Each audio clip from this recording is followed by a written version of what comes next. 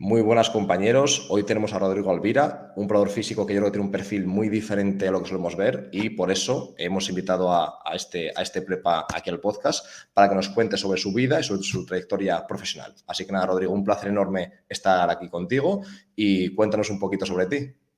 Muchas gracias, Álvaro. Un placer estar aquí, tío. Bueno, pues lo que has dicho, tuve un poco, quizá un perfil raro, más que otra cosa, pero bueno, yo vivo en Estados Unidos desde que tengo 18 años, más o menos, con idas y venidas. Yo vine a jugar a básquet a Estados Unidos en la Liga Universitaria en División 2. Estuve jugando aquí unos años mientras realizaba la carrera y después, bueno, pues por cosas de lesiones, etcétera, etcétera, pues decidí meterme al tema de preparación física. Conocí al que es mi mentor ahora y siempre lo ha sido un poco. Y a partir de ahí, pues me metí en el mundo de preparación física. Estuve trabajando durante la carrera, mis 2 últimos años de carrera, con el equipo de baloncesto en el que yo se supone que tenía que estar jugando, simplemente porque con el entrenador llegamos a ese acuerdo y trabajé con esta persona como su segundo, digamos. Él se tuvo que ir, entonces tomé yo las riendas del equipo. Fue mi primera experiencia un poco a solas. Y después, a partir de ahí, pues estuve trabajando en Dubái durante 4 o 5 meses más o menos por una oportunidad que me surgió en un centro privado, trabajando con algún futbolista, trabajando con gente normal y corriente de calle, muchas rehabilitaciones, etcétera, etcétera. Y después, pues bueno, por razones personales me volví a España. Estuve un tiempecito en España hasta que me salió otra oportunidad en Estados Unidos, que es lo que buscaba. Y nada, volví a Estados Unidos y desde entonces, 2019, he vuelto a estar aquí trabajando pues en diferentes sitios. He estado en una universidad en Missouri, he estado en una universidad en Phoenix, en Arizona.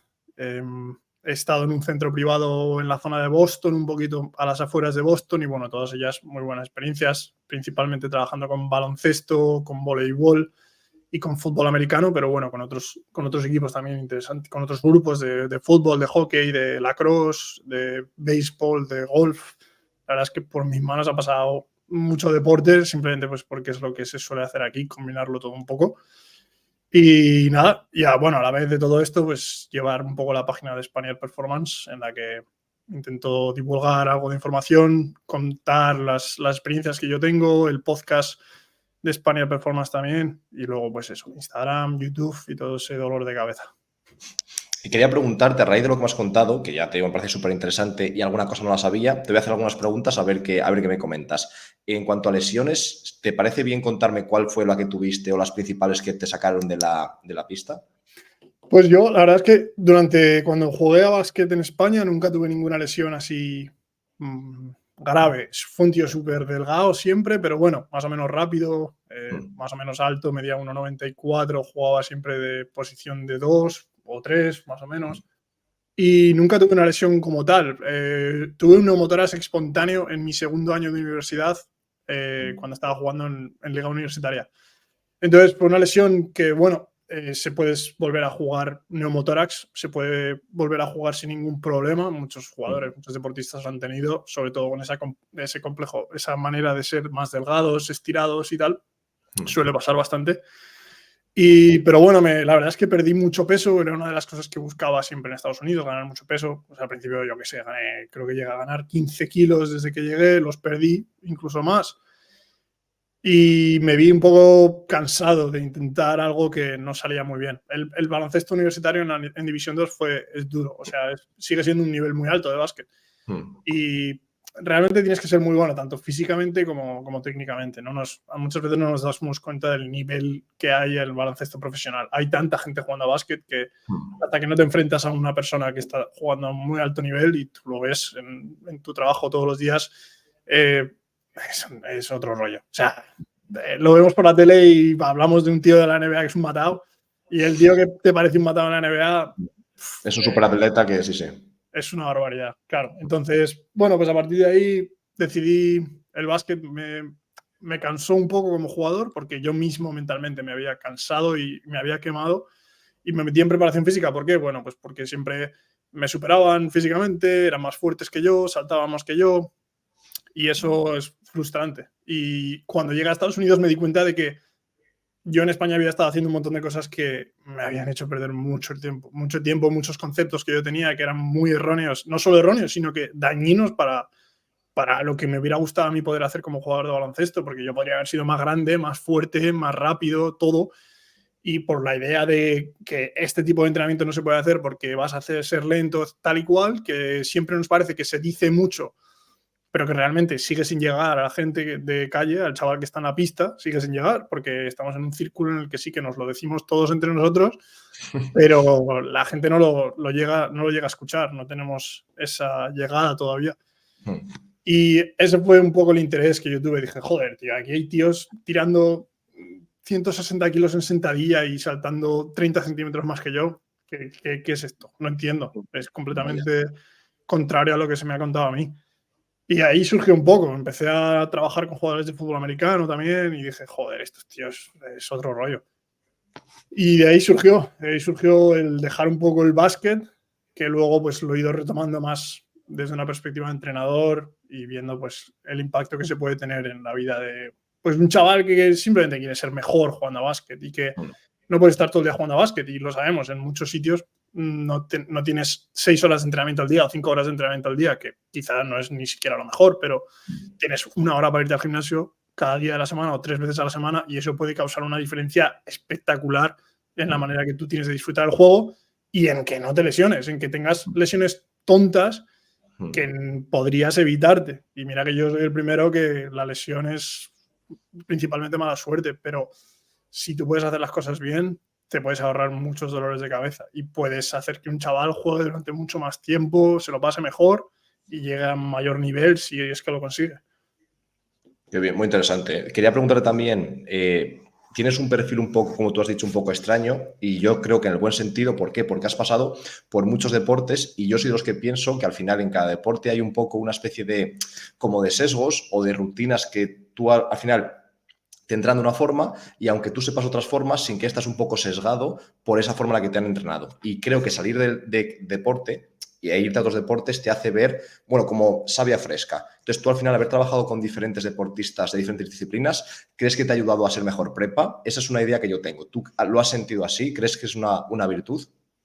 Sí, yo creo que sí, porque sobre todo hubo un deporte que a mí me cambió, o sea, yo tuve la suerte porque además me acuerdo, si ves mi contenido en redes, yo empecé a subir algo en 2018 cuando me iba a venir a Estados Unidos, y si ves lo que yo subía y lo que empiezo a subir cuando llego a Estados Unidos, cambia rápido y bastante radicalmente, porque empiezo a trabajar con fútbol americano y me encuentro a tíos que porque yo llego ya con un programa establecido, con un preparador físico que estaba ahí, y empiezo a ver lo que están haciendo y empiezo a cuestionarme cosas porque, joder, tenemos tíos que están corriendo 40 yardas a un 4-4, un 4-5, que es una barbaridad, están saltando 35 pulgadas o 40 pulgadas y están haciendo este tipo de entrenamientos.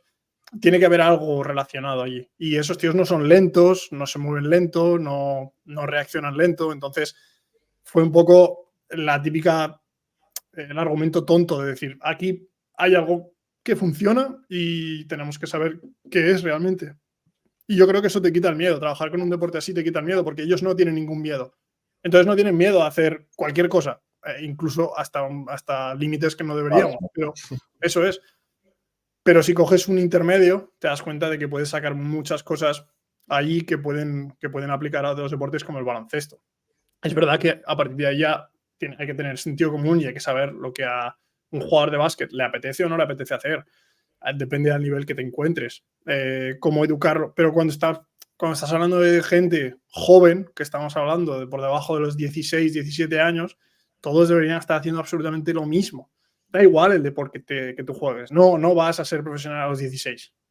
1 de cada millón va a hacer eso. Perfecto. En ese caso, pues igual nos podemos plantear alguna cosa. Pero más allá de eso, tú necesitas un desarrollo humano, físico, básico, que haga que potencie el resto de habilidades que tú vas a realizar en tu deporte. Y eso se consigue a través de algo común para todo el mundo. Es verdad que cuando ya te metes en niveles competitivos, pues por ejemplo, fútbol americano y básquet para mí no se diferencian tanto, pero está claro que los jugadores de fútbol americano desde muy pequeños se les ha acostumbrado a hacer X trabajo. Hacen levantamientos olímpicos sin ningún problema, hacen sentadillas hasta el suelo sin ningún problema. El jugador de básquet no. Pero no porque sea más alto, sus palancas sean diferentes, no, porque es que no lo han aprendido, punto, porque el deporte no lo enseña. Y no pasa nada, está bien, está mal, pues probablemente sea más dañino que no, que esos chavales no hayan podido tener esa formación respecto a ese trabajo de fuerza. Pero bueno, en ese momento ya te encuentras y hay que enseñarles desde cero y hay que hacer un trabajo diferente, más adaptado a ellos. Quizá no haya que meter levantamientos olímpicos en ningún momento para ellos si no pueden, no se sienten cómodos o directamente no creen en ello, pues hay que buscar otras formas de hacerlo, pero el principio sigue siendo el mismo, que es el de mover kilos en algunos casos, moverte rápido sin kilos en otros casos y meter algo de intensidad y meter algo de estímulo general. Pero bueno, luego te puedes pasar a un deporte como la natación, que en ese caso sí que nos ponemos en una superficie completamente diferente a la que se mueve un jugador de básquet, ¿no? Todo ese tema de cambio de dirección, de braking, propulsión, etcétera, etcétera, ya no me interesa tanto. ¿Por qué? Porque aunque vayan a saltar de bloques, que sí que es una parte importante, lo que me interesa es cómo esa persona se va a desenvolver dentro del agua. Entonces, es un trabajo que, bueno, sigue siguiendo unos principios similares, porque ¿qué vas a hacer? ¿Vas a levantar pesas bajo el agua? ¿O vas a cambiar el tipo de resistencia a la gravedad? Pues realmente no, pero bueno, sí que sigues otro contexto, la pliometría no está tan enfatizada, todo el trabajo excéntrico rápido quizá no es tan necesario, por ejemplo, pero bueno, siguen siendo unos principios bastante similares y los nadadores que entrenan, pues entrenan fuerte y son tíos muy fuertes. Levantamientos olímpicos los hacíamos gente que tiraba muy pesado sin ningún problema, todo el trabajo de tren superior de tirón lo llevaban muy bien, les gustaba mucho, o sea que, bueno, son diferentes perfiles, diferentes trabajos y es encontrar un equilibrio. Al final la preparación física es una combinación del deporte, del powerlifting, del culturismo, de levantamientos olímpicos, de la gimnasia, o sea, es coger todas esas disciplinas puramente deportivas y añadirlas a un programa de entrenamiento para una persona que lo que necesita es ser mejor a su deporte. Ese es su objetivo. Lo demás es secundario. Sí, yo creo que al final casi todos los deportes de situación, es decir, un deporte en el que tú estás solo en la superficie terrestre, se parecen muchísimo y al final creo que un tenista se va a beneficiar de muchísimas cosas como un jugador de baloncesto. Es decir, al final el tenista si se desplaza más rápido, frena, acelera, cambia de dirección, seguramente sea mejor tenista o lo tenga más fácil para ser mejor tenista. Y lo mismo con un jugador de baloncesto. Y creo que cambian deportes, como has dicho, la natación, en el que el medio no es el terrestre. Porque al final creo que un nadador en algún momento, si intenta dar la brazada más rápido de lo que debería, puede hasta ir más lento. Es decir, no siempre es potencia máxima, sino la sensación. Entonces creo que hay deportes un poco diferentes, como has dicho, que son la excepción, pero en general, deportes en los que te desplazas sobre la superficie terrestre casi siempre se parecen más de lo que se diferencian, sobre todo en formación, estoy seguro. Y una duda que yo tengo muchas veces, y yo nunca he estado en Estados Unidos, es algo que tengo pendiente y que quiero hacer, pero he trabajado con muchísimos jugadores estadounidenses y americanos en general. Y la duda que yo tengo a veces es porque no sé si siempre han trabajado tan bien o creo que hay muchísimo de selección natural. Es decir, creo que hay muchísimos jugadores americanos que son unas bestias de nacimiento. Y yo tengo jugadores que hacen lo que yo les mando de fuerza, de pesas, pero que no hacen más que lo que yo les mando. Y están que parecen culturistas y se mueven rápidos como nadie. Entonces, mi duda por una parte es, ¿cuánto es cómo han trabajado de bien y cuánto es el talento puro que hay allí? Es decir, que no es que se entrenen mucho mejor, sino que son mejores, pregunto. Y la otra duda que tengo es cierto que en Estados Unidos, en ciertos deportes, en ciertos ámbitos, el uso de esteroides anabolizantes está extendido o realmente es algo anecdótico? La segunda pregunta es complicado porque depende un poco de dónde, en qué ambiente te muevas y en qué ambiente trabajes. Yo pues escuchaba a muchos compañeros míos hablar de situaciones. Yo creo que es más común de lo que nos podemos llegar a pensar. Pero es que el deporte lo demanda. Si tú quieres llegar a ciertos niveles que se están exigiendo ahora mismo, en muchos casos el deporte lo demanda. Por otra parte, aparte de que sea común, no quiere decir que el que esté rindiendo mejor que otro, esa persona pueda estar en Claro, claro. ese tipo de sustancias. Porque lo que lleva a pensar en muchos casos es, buah, pero es que estos tíos están utilizando X sustancias, yo no puedo llegar a ser así, para nada. O sea, hay personas que no están utilizando absolutamente nada en este país y que están jugando a muy alto nivel y que son físicamente superiores. En muchos casos, el uso de estas sustancias se lleva por el volumen de trabajo que hay detrás, para sobrellevar el volumen de trabajo, ya no para ser mejor o peor, sino para poder sobrellevar ese volumen de trabajo. Pero bueno, pues no puedo hablar mucho de esto porque tampoco lo conozco en detalle. Y, perdona, ¿me puedes repetir la primera Sí, pregunta? el tema de mi duda a veces es con los americanos, jugadores a veces casi siempre negros, pero no siempre, que tienen un nivel tan alto de base que dudo de si han trabajado bien en college, por ejemplo, o simplemente es que no tienen mi cuerpo. Quiero decir que al final partimos de puntos diferentes, entonces al final casi cualquier cosa que hagan les mejora. Es mi Sí, duda, mi pregunta. sí, sí, sí. A ver, yo creo, es que, claro, también esto es a veces un poco tabú a veces, pero la raza tiene mucho que ver y la genética tiene mucho que ver. Eso es así, siempre va a ser así. Mis compañeros de habitación de mi primera universidad empezamos juntos al gimnasio y en 4 semanas estos tíos estaban reventados, reventados, pero tendrías que haberles visto, parecía que estaban tomando algo. Y eso es genética, eso es una respuesta al entrenamiento pura y dura. Comían la mitad que yo, fumaban, marihuana, estoy hablando, bebían, salían y conseguían 3 veces los resultados que conseguía yo. Eso va de serie, ya, eso va de serie. Y yo creo que la raza juega un papel importante ahí. Físicamente, la raza negra para mí es superior, o sea, pero con creces. Y bueno, es lo que hay. El blanquito va a currar más, es lo que tiene. Y Sí, aún sí, así me parece bien no. no quejarnos, quiero decir, cada uno con lo que tiene, hacer lo mejor posible y quiero decir, al final, yo lo que lanzo el mensaje a los jugadores que nos escuchen y sean blancos, es decir, no es para desanimarte, sino lo contrario. ¿Qué vas a hacer tú mejor y más que el jugador americano que va a competir contigo? Porque ahí está la cosa, porque al final sabemos que hay muchos jugadores blancos que después rinden más que muchos jugadores negros. ¿Qué han hecho? Seguramente entrenar mejor, cuidarse más, comer mejor, porque es lo que hay. Quiero decir, la vida no es siempre justa y no todos partimos del mismo punto. La cosa está en dónde Claro, llegamos y eso también depende de cuánto invertimos. claro. Mira a un tío como Ginóbili, o sea, que no parece nada. Lo ves y dices, este tío en la pista, y luego de repente te pega un cambio de dirección y te pega una clavada en la cara que ni te la veías venir. Un tío como Doncic, por ejemplo, que no parece un tío Ya, físico, pero luego tú ves a los de P3 hablando los de valores, cómo ¿no? maneja Doncic su cuerpo y su masa corporal, y es una barbaridad. Entonces, el físico no solo es lo mazado que está un tío. Sí. Además, en baloncesto depende mucho más del timing, de cómo controlas tu cuerpo, de anticiparte a las acciones.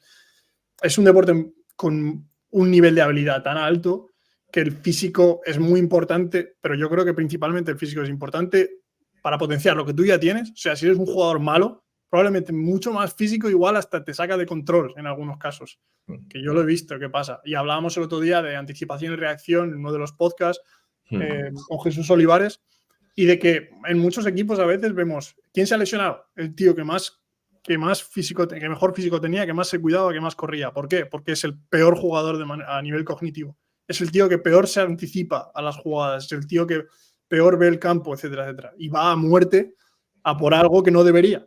Y ahí es cuando se revienta.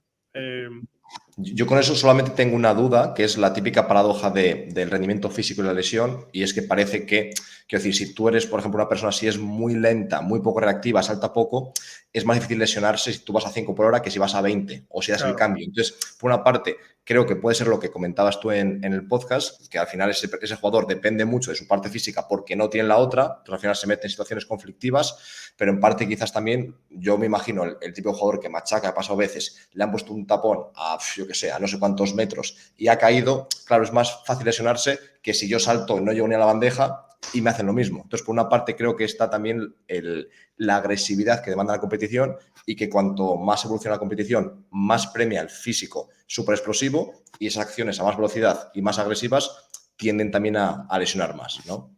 claro, claro, claro, es que es una mezcla. O sea, si tú eres un tío, imagínate, y Jokic probablemente sea un tío que tenga un físico espectacular si te pones a analizarlo de manera más detallada.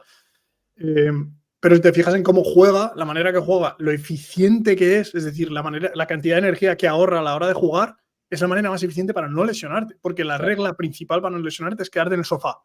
Entonces, cuanto más cerca estés del sofá, menos posibilidades de lesionarte vas a tener, y eso está claro. A partir de ahí ya hay que saber qué tipo de persona eres y qué tipo de jugador eres. Si tú lo que vas a necesitar como jugador es ser más agresivo, más rápido, tal, pues volverte más atlético, digamos, probablemente te va a exponer a mayor riesgo, pero a la vez que tú creas esa capacidad de propulsión y de despegar del suelo, estás creando la misma capacidad de caer y de lidiar con las fuerzas en el momento en que aterrizas. Entonces, es un poco de las dos, pero sí que te vas a exponer más frecuentemente acciones mucho más peligrosas que otra persona. Y simplemente por probabilidad, si tú saltas 20 veces más que otro, por mucho más fuerte que esa persona esté, tiene más posibilidades de reventarte, porque depende depende de la estadística pura y dura. Sí, sí, muy de acuerdo. Quería también, cambiando un poco de tercio, quería preguntarte cuál es el motivo, porque hemos hablado de Rodrigo Alvira, pero mucha gente te conoce por Spaniard Performance. Spaniard, si no recuerdo mal, creo que significa español en alemán, ¿verdad? ¿Por qué razón elegiste este nombre o de dónde viene este nombre? Pues ya te digo que no tengo, o sea, he escuchado muchas veces pues, de dónde puede venir Spaniard. He escuchado que los ingleses lo utilizaban para referirse a los españoles, o los alemanes incluso también lo he escuchado. Yo sé que cuando yo estaba en mi segunda universidad haciendo estas prácticas, trabajando con el equipo, me empezaron a llamar el Spaniard. El Spaniard, el Vale. Spaniard, el Spaniard. Y a partir de ahí surgió, empezó como, no sé, que creo que me llamaba Spaniard Trainer o algo así, en 2017 que hice una cuenta que hablaba de fitness y a partir de ahí fue surgiendo. Y no sé, la verdad es que en 2018, antes de venir a Estados Unidos, dije, Spaniard, veo que todo el mundo se llama performance de algún tipo, dije, pues Spaniard Performance. Y ahí surgió. Yo creo que está bien, ¿eh? Es original y además muy natural, muy orgánico, ¿no? Que Sí. simplemente ha surgido. Sí, lo digo siempre, tío. Yo creo que ahí tuve una coña, o sea, que me salió ese nombre porque lo veo a veces y digo, joder, es un nombre Suena bien. guay, entretenido Sí. y más o menos ingenioso, digamos. Pero bueno, no hay mucho ingenio detrás. Perfecto, pues cuéntame un poco, ya hemos hablado bastante, pero intenta resumirme cómo sería tu filosofía, guión, metodología de preparación física. Ya creo que ya lo hemos podido vislumbrar, pero te pongo un ejemplo. Hay a lo mejor gente que sé que tú no vas por esa línea, yo tampoco, pero hay gente que a lo mejor es muy holística, que cree que todo tiene que ser en la pista, quizás con balón, quizás con compañeros, metodología, por ejemplo, Barça. Gente más analítica. ¿Tú cómo definirías en 4, 5, 10 líneas cómo es tu filosofía y cómo entiendes tú la preparación física? A ver, yo aquí creo que, o sea, depende. Yo ahora mismo ya es que casi como que me es difícil decirte una filosofía. Yo sí te digo cuál creo que es mi rol. Mi rol principal es en un gimnasio, es un trabajo en un gimnasio y después intentar meter una serie de constreñimientos en pista que nosotros podemos utilizar con ese deportista para cambiar pues X cosas que necesitemos cambiar. Después de haber podido conocer mucha gente, pues hablando con Carlos Sosa no hace mucho cuando estábamos en Miami, él me comentaba su rol en los Spurs. Y, joder, me pareció un rol súper interesante, pero lo hablábamos con él. Es un rol que a mí me vino muy bien y que yo tuve la suerte de caer y de encajar bien en ese puzzle, porque, bueno, soy fisioterapeuta, soy preparador físico, he trabajado muchos años con el Real Madrid, he trabajado de entrenador de baloncesto también, entonces es como un pequeño puente entre lo que es la preparación física y lo que es la pista. Y su trabajo y su manera de intentar hacer esos cambios dentro del movimiento de un deportista, pero es una manera muy específica de trabajar y es el rol muy específico. Entonces, cuando estás en una organización así, tu filosofía es tu filosofía, tu parte del pastel. Y el pastel es muy grande.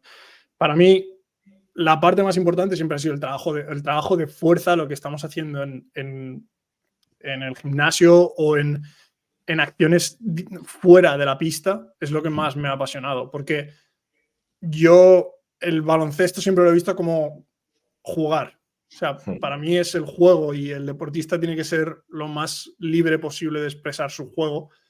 No solo eso, sino competir con frecuencia, con cuidado, con control de cargas, pero que compita, porque una de las cosas a las que yo me enfrenté cuando era joven es que no tenías casi tiempo para entrenar. Entrenabas 3 horas a la semana, o 4 o 5, si tenías suerte, tenías un partido 2 y te subían con otros equipos y acababas con 6 horas a la semana. Ojalá yo hubiera podido dedicarle 20 horas a la semana de baloncesto, porque es que hubiera seguido 3 veces el jugador que era.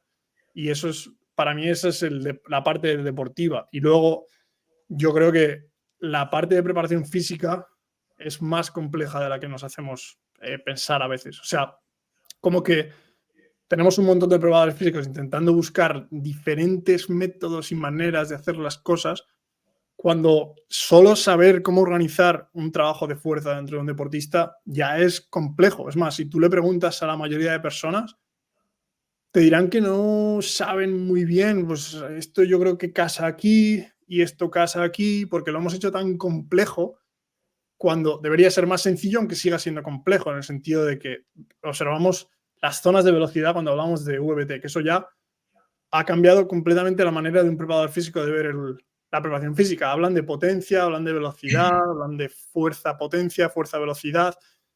Cuando, hablando con Fernando Pareja, hablando con Vadillo, que son para mí dos tíos que hablan de fuerza, fuerza, fuerza, y lo hablan muy bien, y después tú ya tienes que saber cómo aplicarlo dentro de cada deporte, pero es lo que dicen ellos, es fuerza, todo es fuerza. Entonces, no hay, hemos creado estas categorías de la fuerza que no existen, porque no existen, y que nos pensamos que por darle un nombre a algo, es decir, yo voy a trabajar con el 50% y esto va a ser potencia. Y en ese momento ya nos pensamos que por yo estar trabajando ese 50%, yo lo llamo potencia, entonces voy a generar potencia. Cuando en realidad no es así. Tú vas a conseguir unas adaptaciones de fuerza máxima con un 50% de la carga para moverla más rápido. Y si tú mejoras esa fuerza máxima, mejorarás la velocidad a la que se mueve la carga y mejorarás la potencia. Y esa es un poco mi manera de ver la preparación física. Por una parte va a ser esa, y por otra parte va a ser que cuando llegas a cierto nivel con X jugadores, nivel que estás tú, es el ejemplo perfecto, todo ese trabajo se va un poco por otra calle, porque el deportista está compitiendo 2-3 veces por semana, viajando de país en país, entrenando muchísimo, y en ese momento ese tipo de trabajo de fuerza que busca mayores outputs quizás se vuelve más un estresor excesivo en algunos casos, que no buscar un trabajo más de control, un trabajo de darle al deportista algo que ya no tiene, que no estamos ya mejorándole el salto vertical o no estamos mejorándole la capacidad de generar fuerza, sino que estamos mejorándole la capacidad de darle un tipo de contracción diferente. El mejor ejemplo son cómo funciona un tendón y sus capacidades viscoelásticas y cómo esa persona está todo el día moviéndose rápido, ese tendón está siempre comportándose de manera rígida, está siempre buscando una acción de almacenación y liberación de energía, y nosotros podemos darle una manera completamente diferente de comportarse para evitar esos sobreusos que muchos de estos deportistas acaban cayendo. Entonces, para mí esas son las dos partes de la preparación física, el output y luego cuidar del deportista dándole lo que no tiene. Y esa es un poco mi filosofía, más o menos.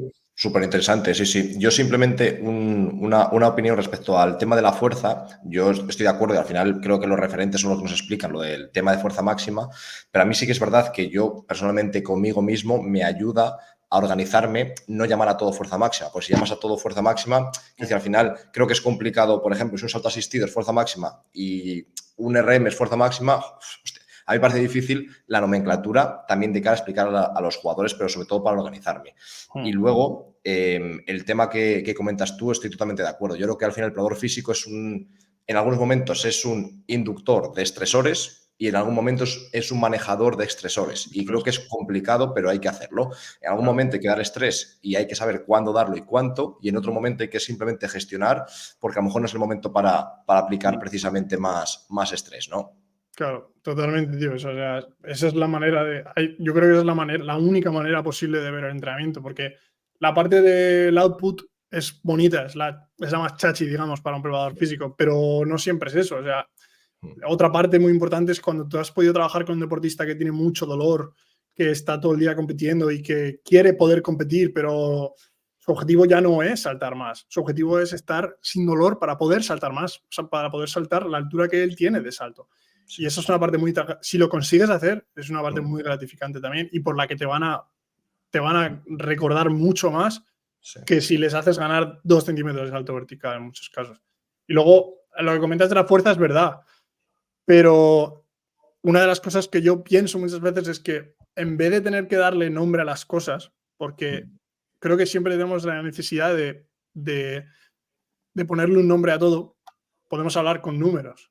Hace más complicada la comunicación con deportistas, con entrenadores, etcétera, etcétera, y eso es verdad. Pero si podemos aprender a separarlas, y yo creo que la terminología de potencia no va a desaparecer, ni debería, porque hace mucho más sencilla la comunicación con deportistas. Si a un deportista le tengo que decir que no estamos trabajando potencia, estamos trabajando fuerza máxima a 0,6 metros por segundo. El tío me va a decir, ¿qué dices? ¿Qué te estás fumando? Completamente. Pero el entrenador, preparador físico, a la hora de poder programar y poder entender cómo funciona el estímulo, sí que debería pensarlo así. Sí que debería decir, no estoy trabajando potencia, porque no estoy trabajando potencia. ¿Cuáles son las necesidades de esta persona? Vamos a aplicar este estímulo, que significan estos números, por poner un ejemplo, y vamos a ver cómo, si conseguimos mejorar lo que estamos buscando mejorar, que es la fuerza máxima con X cargas, y si eso equivale a la fuerza máxima con tu propia masa, que es el objetivo final, mejorar la fuerza máxima con tu propia masa, que eso luego va a mejorar la potencia, va a mejorar la velocidad por subsecuente. Pero es verdad, o sea, es una parte muy compleja de decir, no, esto está mal y esto está bien. No, realmente no. Yo creo que hay que encontrar un equilibrio y nosotros estamos en ese punto que estamos justo en medio, entre la investigación y el deportista. Entonces, lo que hay que conseguir es que no se nos coma ninguna de las dos. No se nos puede comer la actitud de la potencia es una tontería, porque lo es, pero no puedes decir eso, porque entonces pierdes completamente la confianza de las personas que no te entienden. Y estamos buscando poder comunicar de manera sencilla. Así que, bueno, es una dicotomía ahí un poco rara, pero como es una de las cosas en las que estoy trabajando yo ahora a la hora de asistir a ciertas compañías de Sports Science, pues buscamos una solución un poco ahí a la hora de comunicar. Pero bueno. Sí, me parece muy interesante. Yo también tengo pensamientos encontrados, no tengo una posición clara, porque por una parte es cierto que hay cargas que maximizan más la potencia que otras. En principio, quiero decir, cada diferentes levantamientos. Entonces entiendo que si alguien quiere trabajar para no mejorar la potencia, sino que quiere un entrenamiento en el que la potencia sea máxima o maximizar la potencia en ese entrenamiento, sí que hay unas cargas más adecuadas que otras. Pero claro, eso no quiere decir que porque tú trabajes siempre ahí, luego seas más, es decir, es más complicado que eso. Y luego también, por ejemplo, el tema de la masa, aunque yo, por ejemplo, peso 80 kilos, no quiere decir que yo siempre, quiero decir, yo peso 80 kilos, pero mi fuerza, es decir, la masa siempre son 80 kilos, pero si yo me dejo caer y freno en seco, la fuerza que produzco contra la plataforma de fuerzas es mucho mayor que si bajo despacio. En un salto el pico de fuerza es mucho mayor. Entonces, al final también es complicado, quiero decir, aunque yo pese 80 o 100 o 50, dependiendo de cómo me mueva y cómo frene, el pico de fuerza es enorme. Por eso muchos... Yo he escuchado, por ejemplo, argumentos que yo estoy muy en desacuerdo de no tiene sentido que un jugador baloncesto levante pesado, imagínate, porque él juega sin peso extra. Y yo sí, juega sin peso extra, pero es que, claro, sí, pero es que lo he escuchado, ¿eh? Sí. Entrenadores pues, más mayores o algunos jugadores incluso, cuando tú les explicas que el pico de fuerza en una batida es una burrada de newtons, aunque tú no peses 500 kilos. Entonces, al final, es un tema complicado, pero estoy muy de acuerdo contigo que hay que intentar, bueno, aunar un poco un aspecto y el otro. Pues estudias a un deportista, por ejemplo, que hay deportistas de todo tipo. Hay gente más culta y gente que no sabe, vamos, no sé lo que es un squat, básicamente. Si yo le digo que todos los días toca fuerza, porque todo es fuerza, y que me digan, ¿qué toca hoy? Y yo, fuerza. Y lo que hacemos es un juego reducido. ¿Qué toca hoy? Fuerza. Y le saco, quiero decir, el tercer día dice, este chico, en plan, no sabe eso, ¿ves? Entonces yo creo que es un poco, en plan, escuchar a todo el mundo, escuchar a los investigadores, pero luego tener un poco de sentido común. No llegas a un americano que no sabe lo que es, ¿sabes? Yo qué sé, cualquier tipo, una mitocondria, y le empieces a contar algo muy avanzado, porque a lo mejor pierdes su confianza ya para el resto de temporada. Sí, totalmente. O sea, hay que encontrar un equilibrio y al final es un poco como en política, que a mí yo creo que es una manera bastante sencilla de representarlo, ¿no? Cuando muchas veces te puedes encontrar con alguien de derechas o alguien de izquierdas y el de izquierdas le dice al que está de acuerdo con algo de derechas que es de derechas y el de derechas, esa misma persona que está de acuerdo con algo de izquierdas, le dice que es de izquierdas.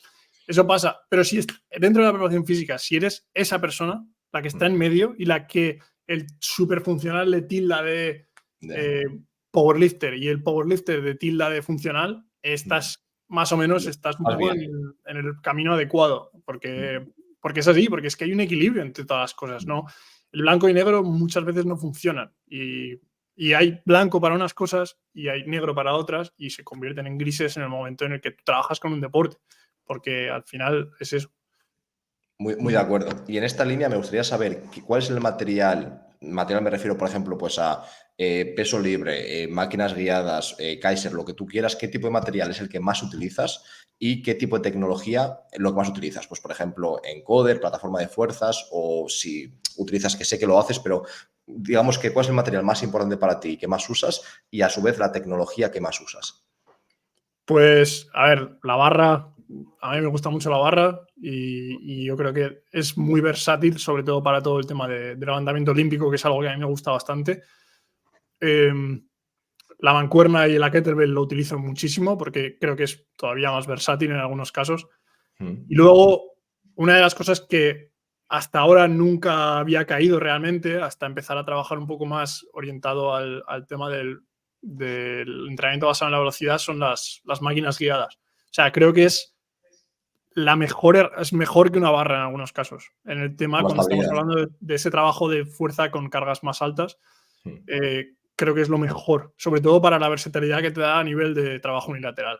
A trabajo unilateral, de caídas excéntricos rápidos, todo el control de estabilidad que te da, porque en Estados Unidos, sobre todo, se ha intentado sustituir básicamente, se intentó sustituir la máquina guiada por la safety bar. ¿Por qué? Porque parece más dura, más funcional, menos fitness, Sí. y es un error. Para mí es un error porque acabas compensando de tal manera, porque cuando estás trabajando con altas cargas acabas compensando con las manos o acabas compensando con la pierna de atrás o acabas compensando de alguna manera y te das cuenta que cuando utilizas VBT en este caso, que a mí me gusta simplemente para medir el esfuerzo, la velocidad no baja nunca, aunque el tío esté reventado detrás de la serie. Entonces no hay una manera objetiva de medir la fatiga, porque hay tantas maneras de compensar por el levantamiento que el trabajo unilateral se vuelve complicado de hacer y de medir su fatiga.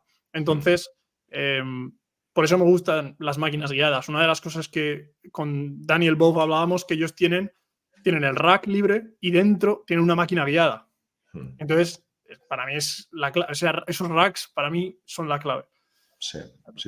Y por ejemplo, ¿qué gesto harías unilateral? ¿Un split búlgaro, por ejemplo, o algo incluso más unilateral que eso? Por ejemplo, split búlgaro incluso o los fast drop, o sea, las caídas rápidas con bastante carga encima de split squat o simplemente split squat normales.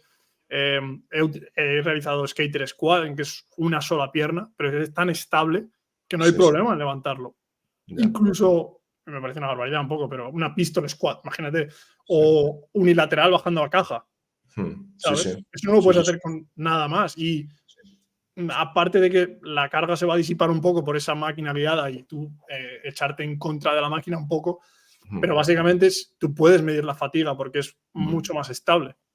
Entonces, a mí me gusta. Yo también hago bastante, y el que tú decías, tanto split búlgaro me gusta mucho y no tiene nada que ver con hacerlo libre, como también simplemente poner un cajón que se siente y que suba y al final sabes cuántos kilos se va a sentar, sabes el recorrido, quiero decir, es más difícil que haya desequilibrios o que la mancuerna se le vaya o que intente compensar con algo, tienes el recorrido y pierdes algunas cosas a nivel de sinergistas, estabilizadores, pero es que en ese momento no es lo que te interesa. Lo que quieres es el estímulo fuerte para los músculos protagonistas del movimiento. Sí, totalmente. Y ya te digo, o sea, y no hace mucho de esto, porque, bueno, pues empecé a hacer una serie de proyectos en el que estábamos investigando alguna cosa y dije, joder, es que no puedo medir la fatiga a un tío cuando estamos trabajando para outputs, digamos. No solo eso, sino que si estamos trabajando simplemente para dar un estímulo lento, etcétera, etcétera, el tío está pendiente de tantas cosas que se le olvida lo que tiene que hacer. Una máquina guiada, no estás pendiente de absolutamente nada. O sea, tienes que centrarte simplemente en lo que yo te esté contando, en el tiempo, en X musculatura, en X movimiento, en X posición. Y te da, es súper versátil, tío. Sí, muy bien, por la mitad me gusta. Sí, perdona, que te he cortado. Nada, y luego lo de la tecnología ya te digo, pues VBT, una vez más, otra vez que lo vuelvo a mencionar, que a mí me gusta, es que me parece que es la única manera de prescribir carga de manera individualizada, porque es la única manera que tenemos de conocer el esfuerzo real que está haciendo una persona si se está levantando a la máxima velocidad posible. Y si estamos buscando outputs, una vez más, el otro día alguien bastante conocido hablaba de que, bueno, yo no necesito VBT, yo tengo tíos que están todo el día saltando y corriendo a máxima intensidad. Correcto, puede que no sea lo que más necesitas tú, pero tú que estás trabajando en el máximo nivel de baloncesto no lo necesitas, pero la gran mayoría no están ahí. Entonces, por eso me gusta mucho para ese trabajo de outputs. Y luego, plataformas de fuerza, pues por Hawking Dynamics he trabajado con Val también, he probado Sparta, Pero bueno, Hawking Dynamics para mí, simplemente por los investigadores que tienen detrás, por las personas principales, las dos personas que yo conozco principales de Hawking Dynamics, que son tíos, es una locura lo listos que son y la cantidad de ideas que tienen, y lo que curran es una barbaridad. Y yo creo que tienen un producto que es brutal. Pero bueno, es simplemente porque creo que es una herramienta muy útil para empezar a conocer un poco más acerca del movimiento de cada deportista, sobre todo las estrategias que siguen. Y cambiará un poco el paradigma en el sentido de que lo mismo que hablábamos de la fuerza máxima, ese concepto que tenemos de periodización, de mesociclo, microciclo, etcétera, etcétera, para mí siempre ha sido un proceso más de confundir al entrenador que otra cosa, porque yo lo que quiero es meter más o menos fatiga en ciertos momentos, si estamos fuera o dentro de la temporada. Si estamos dentro de temporada, está claro que necesito menos fatiga, es decir, seguir consiguiendo los resultados que quería fuera de temporada, pero con menos fatiga. O una potenciación o un efecto a corto plazo con poca fatiga. Eso es lo único que cambia. El resultado y lo que necesito ese deportista necesita mejorar, me lo puede dar una plataforma de fuerzas en muchos casos, por estrategia de salto, por X manera de producir fuerza. Y a partir de ahí intento mejorar su estrategia, intento mejorar sus números con mayor o con menor fatiga. Punto. Sabemos que con mayor fatiga, pues en algunos casos vamos a conseguir más cosas, pero no siempre tampoco. Entonces, para mí todo ese tema de periodización global del año es un poco, no sé, un poco sin sentido. Creo que esa periodización viene al final del atletismo, de cuando tenemos que meter más o menos volumen, de cuando tenemos que hacer un taper, un picking, etcétera, etcétera, que me parece útil para el entrenamiento de atletismo. Pero el trabajo de fuerza es un trabajo complementario, es un trabajo que no debería seguir todo ese tema de mesociclos, debería seguir una serie de progresiones, y el trabajo de fuerza no debe modificarse, no debe cambiarse si no sabemos qué está sucediendo en ese deportista. Porque, bueno, venga, va, empezamos por 80%, luego 82%, luego 85%, seguimos subiendo, pero ¿y si el tío no se ha adaptado a la primera carga que le has dado? No ha habido ningún cambio. ¿Qué ha pasado para que tú realices ese cambio? Entonces, y ya no es, yo hablo muchas veces, no todo el mundo puede tener plataformas de fuerza, puedes tener plataformas de contacto, puedes tener MyJump, hay muchas cosas que puedes utilizar. Y con la mínima información puedes tener algún tipo de información. Sobre todo, intentar tener esa información lo más frecuentemente posible. Y cuando tú vas teniendo datos, vas tomando decisiones. Y además es que se hace mucho más sencillo, porque tú no tienes que estar pensando que vamos a estar haciendo en 3 meses, tenemos esta competición. No. ¿Puedes hacer más o puedes hacer menos volumen? ¿Tiene que estar el tío preparado para este fin de semana o no? ¿Qué es lo que necesita mejorar? Pues vamos a por ello. Meterlos en grupos, si tienes un grupo grande de deportistas o de manera individual, y tu objetivo es mejorar eso. Y lo vas a hacer no sabes exactamente siempre qué es lo que va a funcionar. Vas a tener que probar diferentes cosas, cargas, volúmenes, pero tu objetivo es ese. Y tu programa va a ir cambiando según las modificaciones que tú vas consiguiendo en esos resultados que tú obtienes y en cómo se siente ese deportista también con ese trabajo. Muy interesante. Vale, vamos ahora a pasar a unas preguntas rápidas, más sencillas, más a nivel pues medio personal, a nivel de opinión, y quiero que me las respondas bastante rápido, en plan simplemente con lo que te venga. Entonces me gustaría preguntarte cuál es el ejercicio, si tuvieras que decir un ejercicio que es el que más utilizas con tus deportistas, ¿cuál me dirías que es? Cualquier levantamiento olímpico o modificación del levantamiento olímpico. Vale. Y a nivel personal, cuando tú entrenas, también quiero decir, ¿lo haces en esa línea o eres más, por ejemplo, de curl de bíceps? O de, qué sé yo, de subir a la cuerda. ¿Qué es lo que más te gusta a ti? Levantamiento olímpico. Un ejercicio, pues el hang power clean, por ejemplo. Vale. Perfecto. Ahora me gustaría preguntarte, llevas muchos años en Estados Unidos, has viajado por diferentes zonas, has visto mucha parte del país. Si tuvieras que recomendar a mí o a la audiencia una zona a visitar, ¿cuál nos recomendarías? Puede ser ciudad, pueblo, qué sé yo, una zona natural, una zona más industrial o más del ser humano. ¿Qué nos recomendarías? Pues Nueva York, Boston y el Gran Cañón. Vale. 3 aspectos muy diferentes. Perfecto. Miami. Vale, ya tenemos una lista, ya tenemos deberes para el verano. Genial. Y ahora ya lo último, me gustaría comentarte que nos recomiendes 3 libros. Pueden ser de entrenamiento, de filosofía, de lo que te dé la gana. 3 libros que creas que nos pueden hacer mejores o prepas o como personas o entretenernos o lo que tú consideres. Pues 2 son del mismo autor, que para mí sí que cambiaron radicalmente mi manera de ver las cosas, que es Antifrágil, de Nicolás Taleb. Y de Nicolás Taleb también Skin in the Game. Que es Skin in the Game, yo creo que es mejor incluso que Antifrágil. Y de lectura de preparación física, yo diría que os leyerais el libro de Daniel Boff, de Take Off. No es Pudi. Pues no lo he leído, la verdad, así que me apunto. Lo traduje antes de Navidades yo, entonces está en español ahora. Perfecto. A ver, yo soy de leer, la verdad es que si puedo en versión original, si entiendo el idioma. Me gusta siempre intentar al autor, pero me has dicho Take Off, ¿verdad? Take Off, sí. Take Off. Perfecto. Vale, pues Rodrigo, hemos terminado. ¿Me he dejado algún tema que quieras tocar, alguna cosa que quieras decir que no te haya preguntado? Algo interesante que tú digas, mira, pues esto justo no me ha preguntado. No, que va, que va. La verdad es que... He hecho buen trabajo, ¿no? He intentado ir a todos los puntos. Sí, sí. Está perfecto, tío.